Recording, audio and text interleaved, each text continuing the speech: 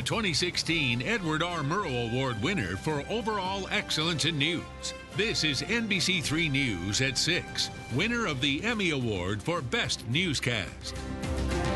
The state's Public Service Commission tonight adopts a clean energy policy, giving 2 nuclear power plants in Oswego County new hope. The commission voted to adopt the Clean Energy Standard, a plan to keep the environment cleaner and to control emissions. It would offer subsidies to nuclear plants like the Fitzpatrick Nuclear Plant and 9 Mile 1, both of which could have closed. And there are no guarantees, but it is giving new hope to these plants and their workers. Here's what the plan aims to do.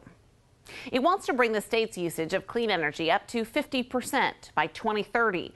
To do this, it will offer incentives for clean energy producers to keep them operating or to start new endeavors. Members of the commission that adopted the standard say it will benefit the environment and protect jobs. Now at 6, Brett Hall is live in Scriba with more for us. Brett? All right, Brett, thank you. Well, this move not only affects more than 1,600 jobs, but also a nearby school district as well. Of the $50 million budget for Mexico schools, $12 million of it comes from taxes the Fitzpatrick plant pays. If the plant were to close, this could mean higher taxes for the community. Our team coverage continues tonight with Alex Rusilla live from Mexico School District headquarters with more. Alex? Certainly music to their ears there. Alex, thanks. For much more on the Clean Energy Standard, go to our website, cnycentral.com. Wayne, thanks. Developing news tonight as a man convicted in a deadly drunken road rage crash is denied early release. A little over an hour ago, we learned from the Cayuga County District Attorney's Office the state parole board is denying William LeVay's application for release on medical parole. This is the 3rd time the 85-year-old's been denied an early release. The parole board came to the decision after considering public input, testimony from the victims, LeVay's medical condition, and his likelihood of committing another crime.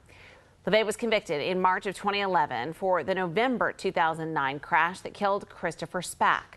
Authorities say LeVay was driving drunk when he repeatedly rammed his vehicle into Spack's truck until it sent Spack into the path of a truck.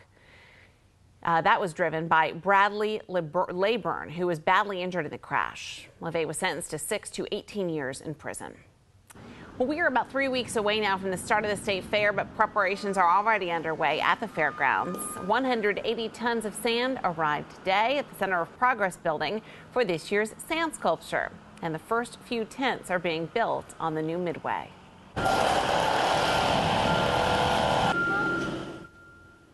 As part of the fairgrounds renovations, the Midway now has an asphalt pad the size of more than 10 football fields. You can see some vendors are already in the process of building their tents on the new pad. The fair says the Midway now has more room and a better layout for rides and attractions. Happening right now, our Mary Keeler's live at the fairgrounds with a look at the setup already underway. Mary? All right, Mary, thank you. Well, are those beauty products you're using every day harming your skin? Taking a live look in the NBC3 newsroom tonight, our experts are taking your calls. Call 477-9480 and we'll check in with them coming up.